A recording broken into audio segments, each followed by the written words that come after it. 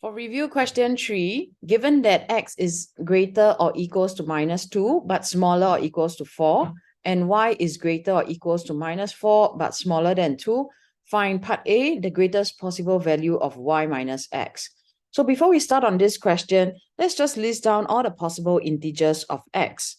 So x is between -2 and 4 inclusively. Therefore, x can be -2, -1, 0, 1, 2, 3, and 4.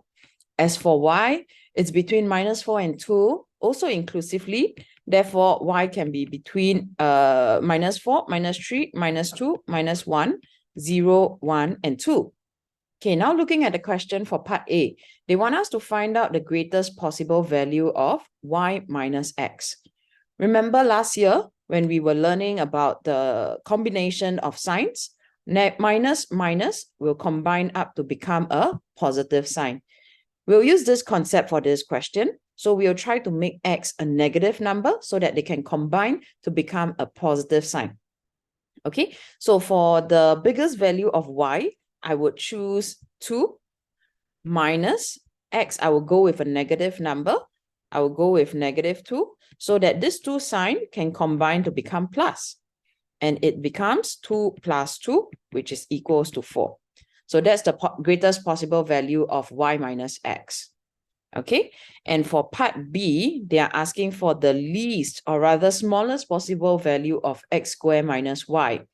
So smallest possible value of x squared will be 0 squared. 0 squared is still 0 minus y. Y, I would choose 2. Why can't I choose -4 instead? Because if I were to choose a -4 over here, do you see that the sign actually combines to become a plus sign? Okay, so I will choose -2, and 0 minus 2 equals to -2. And that's my smallest possible value for x squared minus y. And finally, part C, they want the greatest possible value of x squared plus y cubed. So keep in mind for x squares, anything squares will always be a positive integer. Say, for example, I have a -3 whole thing square, I would get a positive 9, or 3 square, it is also a positive 9. All right.